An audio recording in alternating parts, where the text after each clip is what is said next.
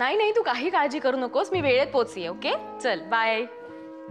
रमा, मला घरी यायला उशीर होणार आहे, त्यामुळे रात्रीच्या जेवणाचं तूच बघ. निघ.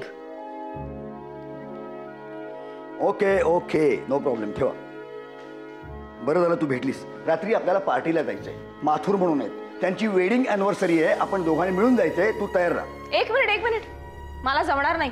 मला माझ्या मैत्रिणीच्या एक्झिबिशनला जायचंय. अरे तुझी कामं नेहमीची आहेत ग.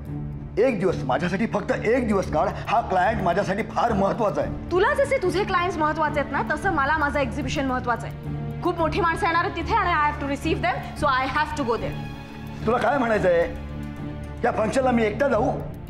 अगं तिथं सुद्धा मोठी मोठी मंडळी येणार आहेत. लक्षात ठेव, हा सगळा श्रीमंतीचा डोलारा मी उभा केला ना, हा फक्त माझ्या वकिली पेशावर नाहीये. माझा बिझनेस तेवढाच महत्वाचा आहे, आणि माझा बिझनेस वाढवण्याची ऑपॉर्च्युनिटी मिळते मला. आणि तुला ना कधी कुठे कोणाला कसं महत्व द्यायचं काहीही कळत नाही. ते काय नाही, तू रात्री तयार राहणार आहेस, आपण एकदम जातोय. Okay? Don't take me for granted. मला काही किंमतच नाहीये का? तुझा वेळ तुझ्यासाठी जसा महत्वाचा आहे तसा माझाही वेळ आहे. अच्छा, म्हणजे तू फक्त आर्ग्युमेंट्स करणार आहेस, तू माझ्याबरोबर येणार नाहीयेस. या घरासाठी मी मरतोय, त्याचं काही नाहीये. अच्छा, या घरासाठी तू मरतोयस? अजिबात नाही. तू फक्त तुझ्यासाठी जगतोयस, तुझ्या स्वार्थासाठी जगतोयस, तुझं इमेज सांभाळण्यासाठी जगतोयस. हे बघ मीरा, हे बघ, एक मिनिट, माझं आधी पूर्ण ऐकून घे. तू सांभाळतोयस ना घराला? हा, मग मी काय केलं इतकी वर्ष घर सांभाळून सगळं जमून मग मी बाहेरची कामं करते, कळलं ना? हे बघ बाई, तुला यायचं नसेल ना तर येऊ नकोस, पण या घरासाठी फार मोठा स्वार्थत्याग करते असं आवाहन नकोस प्लीज. मग तूही एक गोष्ट लक्षात ठेव, तू जसं म्हणशील, जसं सांगशील तसं मी वागेन असं तुला वाटत असेल ना, तर तो तुझा गोड गैरसमज आहे, कळलं? आता अति होतंय. काही अति होतंय. डॅड, मॉम, डॅड,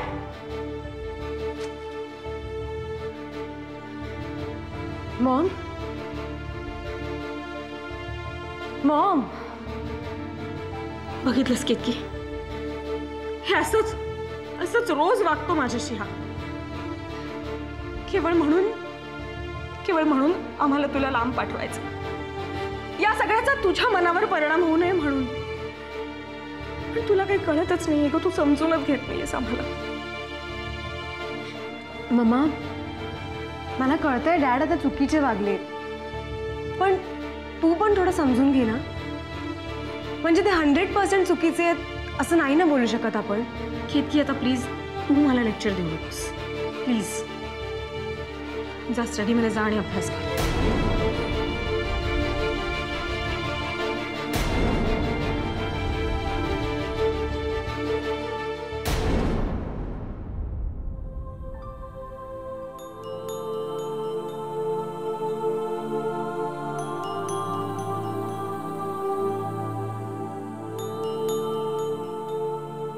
बरं वाटत नाहीये ना? कसं वाटेल असं हट्टीपणा केल्यावर?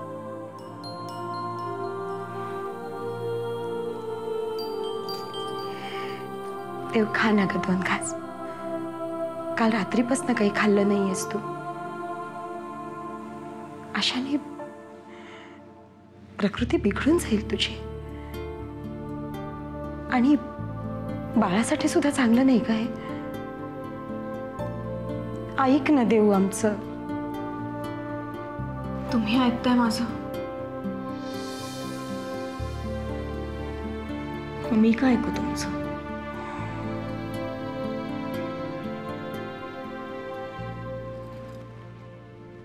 हट्टी आहेस, पण खूप आवडतेस आम्हाला.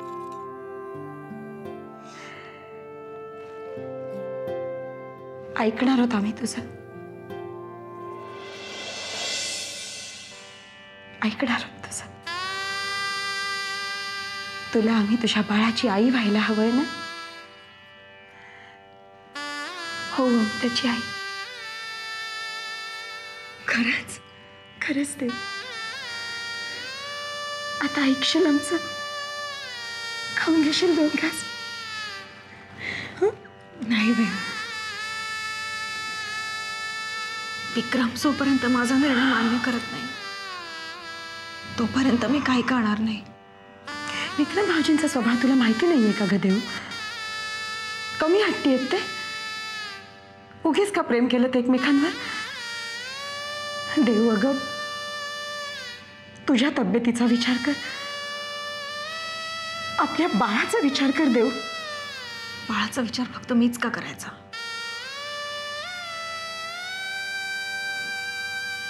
विक्रम का नाही करत आहे बाळाचा विचार?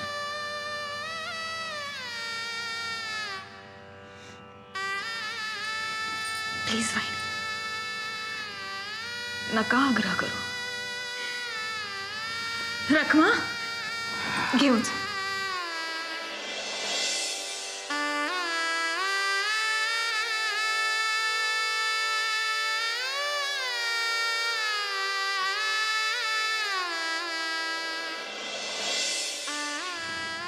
थँक्स.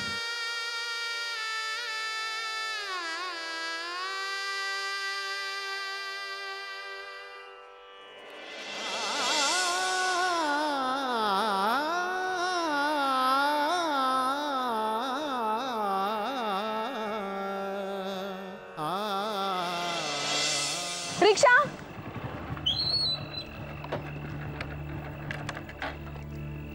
मी सोडतो, बस. नको सर, थँक्यू. मी जाईन एकटी. साक्षी, बस लवकर. रात्रीची वेळ आहे, एकटी इट मे बी रिस्की. मला रिस्क घ्यायला आवडतं सर. आणि by the way, I am sub inspector. हो, विसरलोच होतो मी. आणि एक गोष्ट सांगायची राहिली तुला. कदम साहेबांशी बोलणं झालं आज. आपल्या पोस्टपोन झालेल्या मिशनचं शेड्यूल लवकरच बनणार आहे. आपण तयार राहायला हवं. आपण? हो, आपण. तू पण आहेस त्या मिशनमध्ये. नाव कमॉन, निघूया. नको सर, कशाला उगाच तुम्हाला त्रास? डोंट वरी, मला काही त्रास होणार नाही. बस.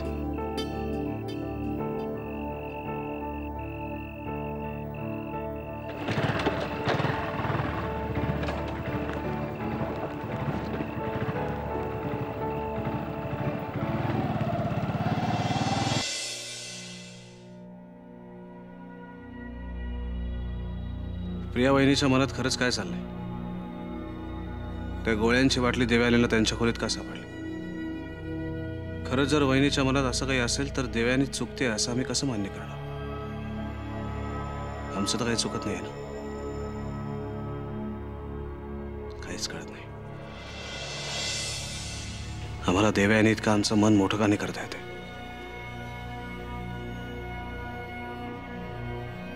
देवयानी तर अन्न सोडून बसले तरी सुद्धा आमचं मूल प्रिया वहिनीला देण्याची इच्छाच होत नाही आम्हाला. या बाळाबद्दल देवयानीने आणि आम्ही किती स्वप्न बघितले, ते विसरून आमचं मूल आम्ही वहिनीला द्यायचं? तो आमच्या डोळ्यासमोर वाढत असताना त्याला हे कधीच सांगायचं नाही की त्याचे खरे आई वडील कोण आहेत ते. उद्या रणवीर राजे त्याचा नीट सांभाळ करतील याची खात्री कशी द्यायची? नाही, आम्हाला हे शक्य नाही. देवयानीचा अन्नाला स्पर्श न करण्याचा हट्ट आम्ही मोडून काढू, पण तिच्या निर्णयाला होकार देणार नाही.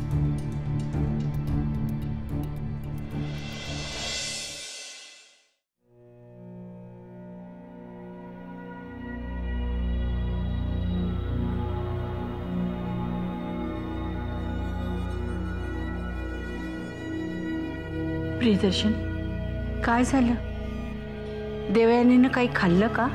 अन्नाला सुद्धा स्पर्श केला नाही तिनं. चेहरा पार सुकून गेलाय तिचा सायमा. तिच्या प्रकृतीची खूप काळजी वाटते हो आम्हाला. 24 तास उलटून गेले, तिच्या पोटात काही नाहीये. गरोदरपणात असं उपाशी राहून चालणार नाही प्रियदर्शनी. सायमा बघवत नाहीये तिच्या चेहऱ्याकडे. तिने जर तिचा हट्ट असाच चालू ठेवला ना तर ते चांगलं नाहीये तिच्यासाठी आणि पोटातल्या बाळासाठी सुद्धा. सायमा, प्रियदर्शनी, आपल्याला तर असं गप्प राहून चालणार नाही. आपल्याला काहीतरी करायला हवं. आपण डॉक्टरला फोन करूया. हॅलो डॉक्टर साहेब, विक्रमादित्य राजेशेखर. आमच्या बायकोची तब्येत बरी नाही, प्लीज तुम्ही लवकर येऊ शकाल घरी? थँक्स.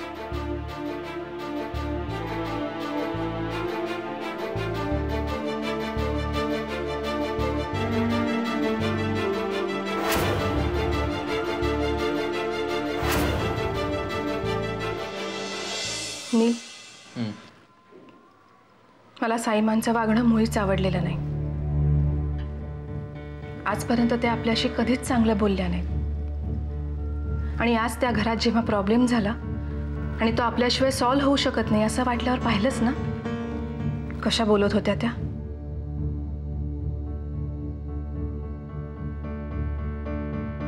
रागिणी, आपण असा विचार नाही करायचा. त्यांना आपली गरज आहे, आपल्या मदतीची गरज आहे. मग अशा वेळेला आपण मदत नाही करणार तर कोण करणार मला सांग? मग ते आपल्याशी असं दुटप्पी का वागतात नील? आपली गरज असेल तेव्हा आपण त्यांचे आणि गरज संपल्यावर लगेच परके होतो. आपल्यावर त्यांचा एवढाच राग असेल तर मग नाही मागायची ना मदत आपल्याकडे. रागिणी, कितीही झालं तरी रक्ताचं नातं आहे आमचं. आई आहेत ते आमच्या. हे बघ, आपण जरी त्या घरात राहत नसलो तरी त्या घरावर आलेलं कुठलंही संकट हे आपलं संकट आहे.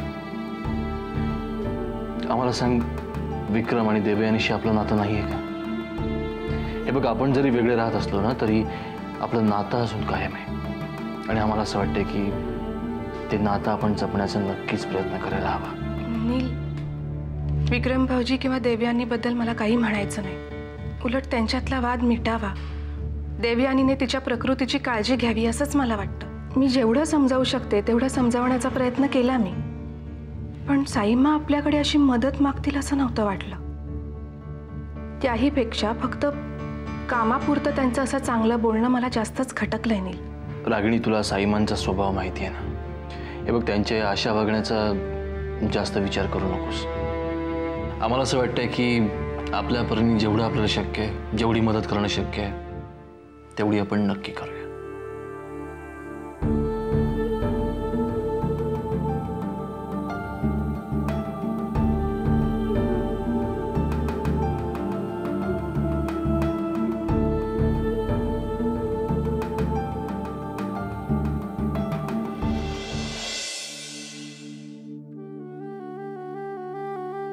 तुला होणाऱ्या त्रासाला, आपल्या बाळाला होणाऱ्या त्रासाला जर आम्ही जबाबदार असू असा सगळ्यांचा समज असेल ना तर असू दे, पण आमचं मन वळवण्यासाठी ही असली नाटकं पहिली बंद कर. नाही, तुला असं वाटत असेल की आमचं तुझ्यावर खूप प्रेम आहे, तुझी अशी अवस्था बघून आमचं मन विरघळेल, आम्ही आमचा निर्णय बदलू, तर ते यावेळेस नक्की शक्य नाही, कारण यावेळेस प्रश्न आपल्या बाळाचा आहे.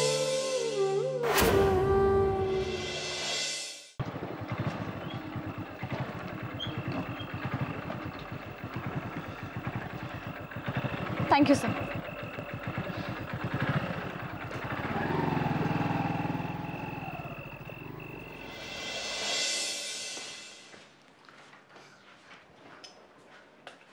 काय ग, आज इतका उशीर? काम होतं. काम? कोण होता तो? माझे सिनियर होते. सिनियर का?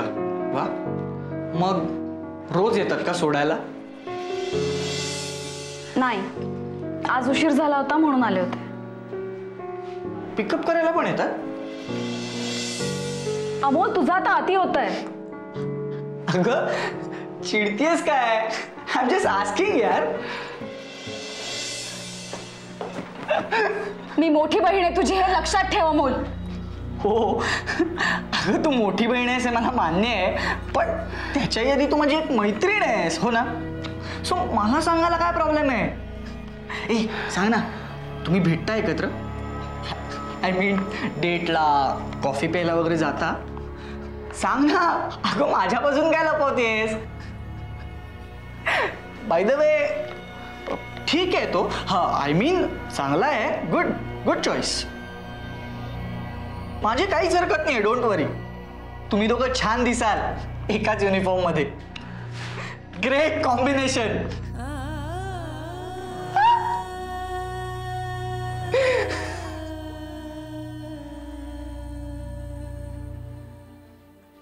हे काय झालं? अगं मला तुला त्रास नव्हता द्यायचा. I was just kidding. पुन्हा अशी चेष्टा नको करूस. ठीक आहे, नाही करणार. पण तू रागवलीस का? रातची आठवण आली? सॉरी, नाही करणार परत.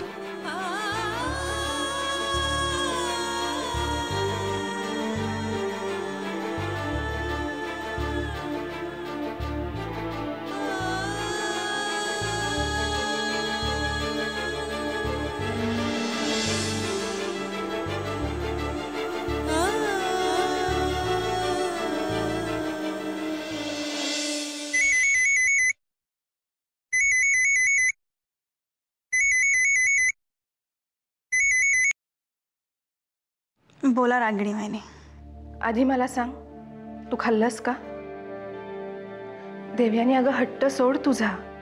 निदान अशा अवस्थेत तरी. वहिनी मी सांगितलं ना तुम्हाला, विक्रम जोपर्यंत माझा निर्णय मान्य करत नाही तोपर्यंत मी काहीही खाणार नाही. देव्यानी अगं तू तुझ्या मताशी ठाम राहा ना. तुला नाही कोण म्हणतंय. हे बघ, मला फक्त एवढंच म्हणायचं आहे, तू न जेवल्यामुळे हा प्रॉब्लेम सुटणार आहे का? नाही की नाही? विक्रम भाऊजींचं मन आपण हळूहळू वळवूया ना. पण तू असं स्वतःला त्रास नको करून घेऊस. निदान तुझ्या बाळासाठी तरी. नाही वहिनी, आता मला फक्त विक्रमचा निर्णय ऐकायचा आहे. आणि मी जे करते ते बरोबर असेल ना, तर देव मला त्यात नक्की यश देईल. तुम्ही काळजी करू नका, मला काही होणार नाही. ठेवू फोन? बरं, बाय.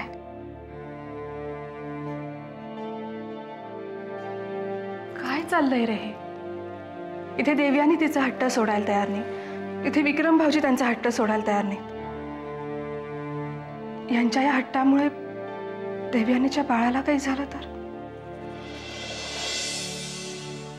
नाही रागिणी, असं काही होणार नाही.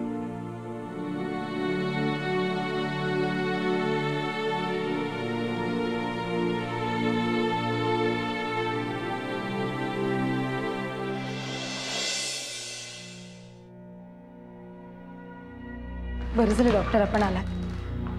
देवयानीची प्रकृती खूपच खालावली आहे. आम्हाला खूप काळजी वाटते तिची. अहो, अशा अवस्थेत थोडासा त्रास होतोच. काही झालेलं नसेल तिला. आता मी आले ना, मी बघते. काही खाल्लेलं नाहीये तिने, म्हणजे पोटात अन्नाचा दाणा पण नाही. अहो, असं काय करताय तुम्ही? डॉक्टर प्लीज तुम्ही तिला तपासा. जे काही घडलं ते आम्ही तुम्हाला नंतर सांगतो. प्लीज आतमध्ये. ओके, ठीक आहे.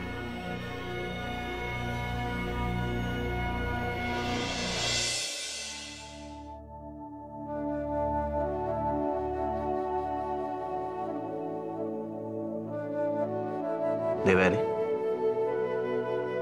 डॉक्टर आलेत. मला काही होत नाहीये, कशाला उगाच डॉक्टर? देवयानी प्लीज, हे बघ, आम्हाला कुठल्याही प्रकारचे रिस्क घ्यायचे नाही.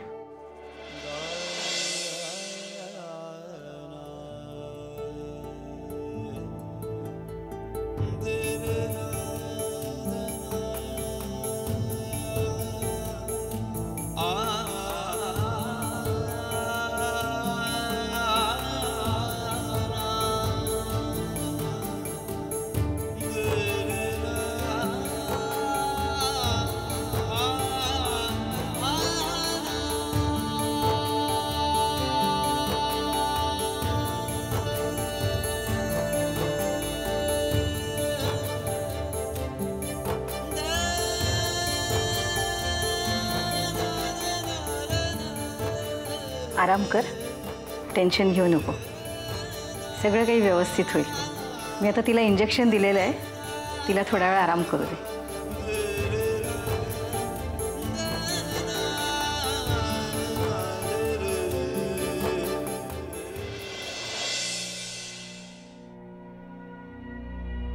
आलोच देवयानी, हे साहेब.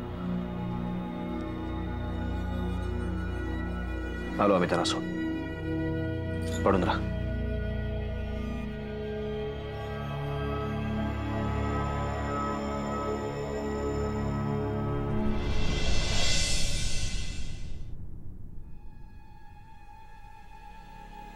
मी मुद्दामून त्यांच्यासमोर काही बोलले नाही.